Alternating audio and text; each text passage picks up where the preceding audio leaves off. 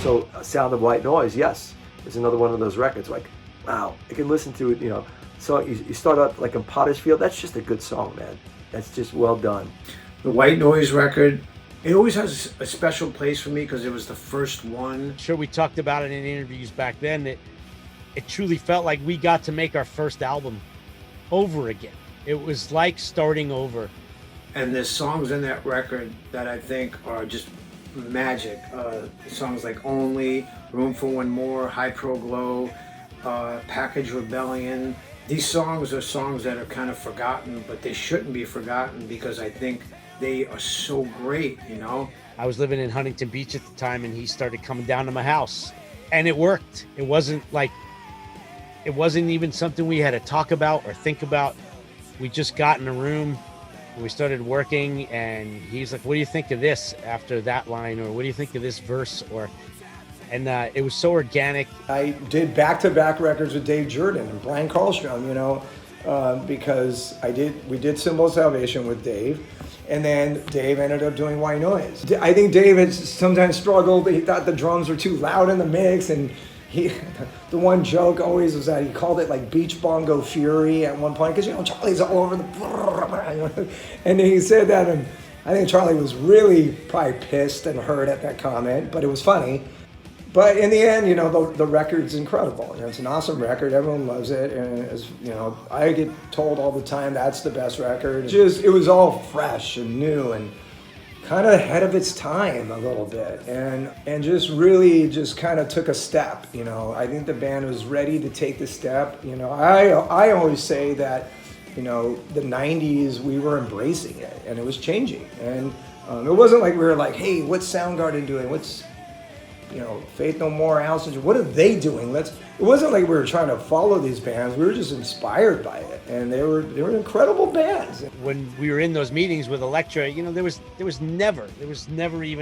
never entertained the idea that we would change the name of the band or like, let's send the record out without the name on it, so people don't have a preconceived idea or a bad first impression because they think, oh, it's just going to be some thrash metal. It's like, let them think that. Who cares? We don't care about that. We're proud of our history. We're proud of ourselves. We're proud of this new album. We feel like it's just as much a part of who we are as Among was. This is who we've been evolving and changing towards for years now, because we don't sound like Nirvana in any way, shape, or form. You know what I mean? It's like we sound like Anthrax on the album after Persistence of Time. If you listen to those records back to back, Persistence and Sound of White Noise, to me, there's so much musical similarity in those two records. I could hear so much of where we were going and how we got there, and why and how of Sound of White Noise. It's all the seeds were planted on Persistence. Put that record on now and say, as a fan, I'm saying this, you can say, wow, that still is. I could see that with any Anthrax record confidently. They're just some really good songs, Regardless, you may not be a fan of every song, but on every Anthrax record, you'll have a couple that say, wow, that's just good. As a fan, I'm saying that. I'm not blowing up our horn or anything. It sounds fresh and very electrical, and I don't know, there's many adjectives I could use to describe it, but it really has that feeling. Like you listen to it and it just sounds, it's just buzzing, it really is. It finally slowed down to enable me to tell my story throughout the song, and not just the center of the song, because everybody always said, oh, it's the mosh part in the center of the Anthrax songs, here we go, it's time to mosh. But have you noticed that that's the lead break in most of our songs? So it was purposely put there to slow down so that I could play leads. With Spitz, we used to give him a lot of space to basically say what you want to say here, and he did it well. Slow the fucking shit down, because it doesn't have to be that fast right now. We can make something that's crunchy, and we can get those sounds on the album finally. We have producers who could do it. So I love touring with John. I love that era with John, but that's not Fistful of Metal. That's not that. It evolved into a completely different sound. It was such a weird scenario to be in. Going into 94, we could sense that things were changing in the business. On Sound of White Noise, so Only was the first single on the records, and the video was doing well on MTV, and it had Killer Bob from Twin Peaks in it, which was amazing, and we were crazy Twin Peaks guys. It was actually getting played on radio, like active rock or whatever it was called back then. First time for Anthrax that we'd had any of that, you know, outside of Headbangers Ball commercial success. Now it's time to follow up with single 2, and we want something even more and we felt Room for One More was like, that's the song.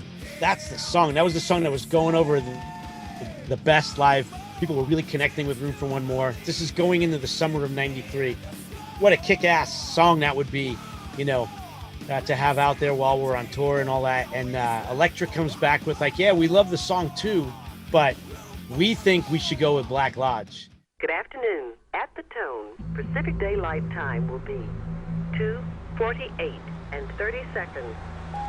Also, of course, Black Lodge is on that record. Angelo Badalamenti, who did all the composing all the music for Twin Peaks and other David Lynch films. He co-wrote Black Lodge with us. The ballad, right? Because it doesn't have jug guitars in it.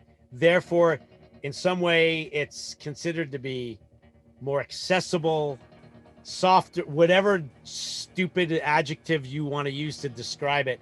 Even though I think it's the darkest song on the album. It's so all the stuff Angelo did is so dissonant, and they're like, we think we should go with that. It's your biggest gun. We should go with that, and we could get Mark Pellington to direct it. Now, they've got the guy who's done like Jeremy, and he's the hottest, biggest music video director in the world in 1993, and he's agreed to do a video for Black Lodge, and we're super excited about that. But we still think it's not the right song for the summertime. Black Lodge is not a summer vibe, out on tour playing outdoor venues song.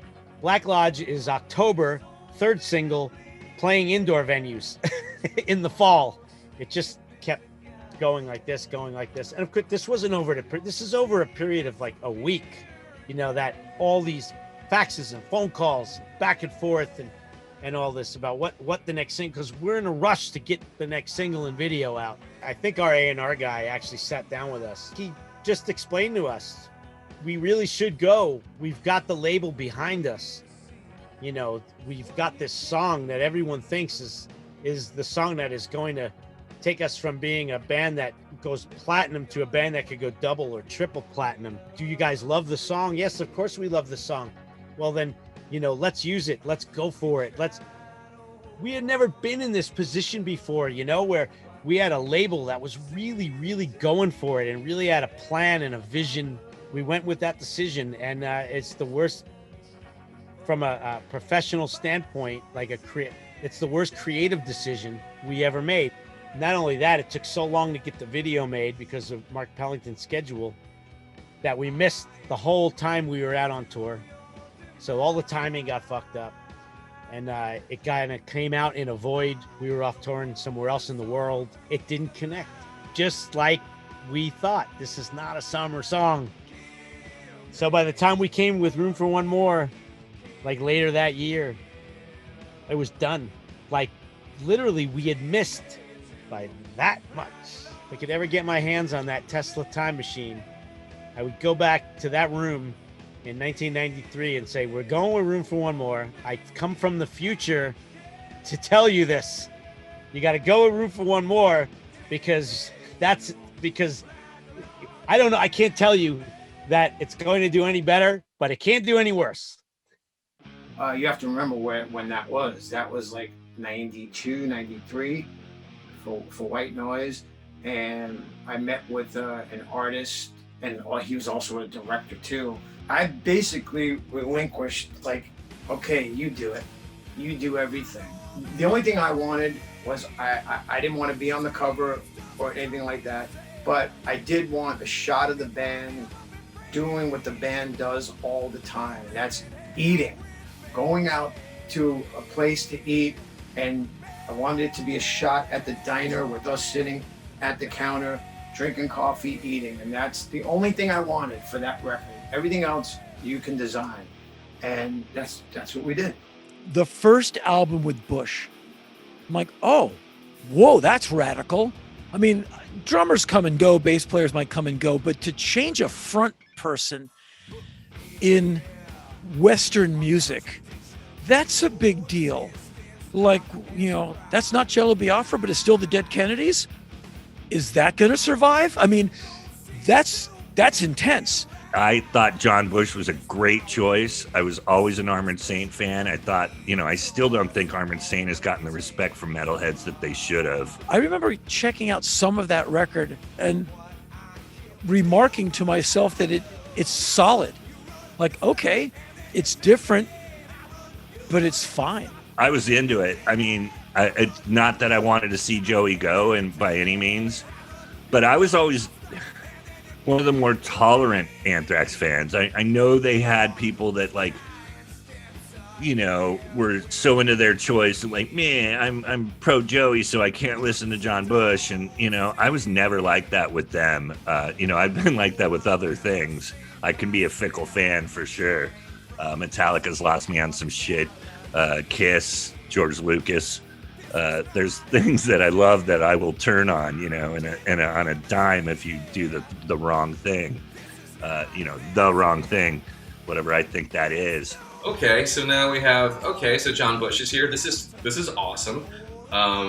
You know, he added such a different sound, and I loved Armored Saint anyway, so hearing them come together made a lot of sense for me too. You can't discount Bush's first album. Sound of White Noise is probably one of the best metal albums of the 90s, easily.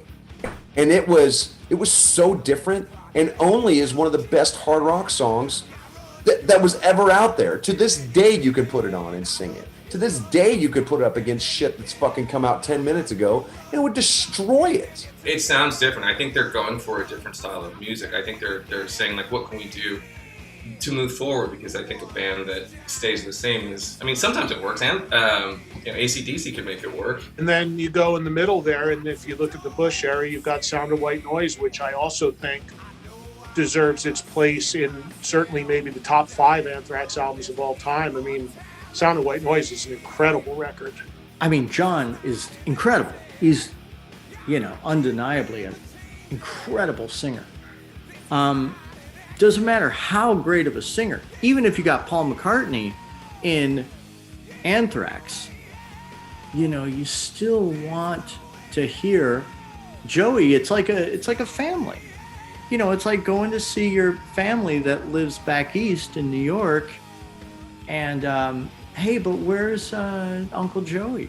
Hearing the news that Joey left the band, and I was sad. I mean, I think as any big fan of the music is, you know, I was sad. Well, Megadeth had a shit ton of changes too, but they probably had more personnel change than any of us.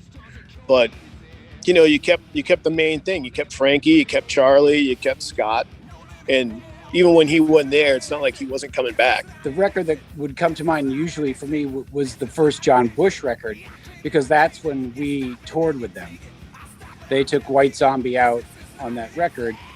So that's when really, you know, they would be playing every night, and I would see all, if not some of their show every night. And so that's the record that first comes to mind. Yeah, dude, I was already a fan of Bush, so I wasn't mad. And when I knew that he was coming in, I was like, oh, this is going to be good. You know, let's see what he can do to top what Joey just did on POT. But he did. Sound of White Noise was amazing, incredible. A lot of people go, oh, you know, these kind of metal bands, they all do one thing.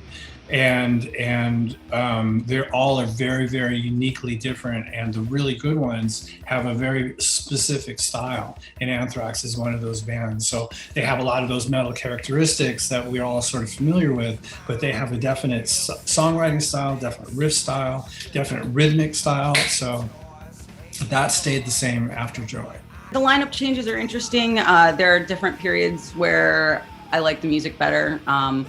I do like the John Bush era. I love Joey's voice with Anthrax, so I think I gravitate towards those records the most. But, you know, Keanu Reeves is in a John Bush era video, so there was no way I was not going to be a fan of that. and my Anthrax is Charlie Benante, Frankie Bello, Joey Belladonna, Scott Ian, and Dan Spitz.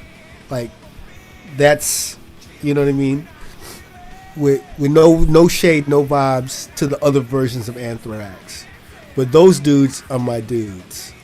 When they came out with Cherry Coke, it's like, I like it. I like Cherry Coke, and I'm going to drink Cherry Coke, but I really like, the original, and you can't beat the original. So that's how I look at Anthrax, as classic Coca-Cola. But I still like Cherry Coke. Not that I don't love John Bush, I do, but I will always reach for a classic Coke.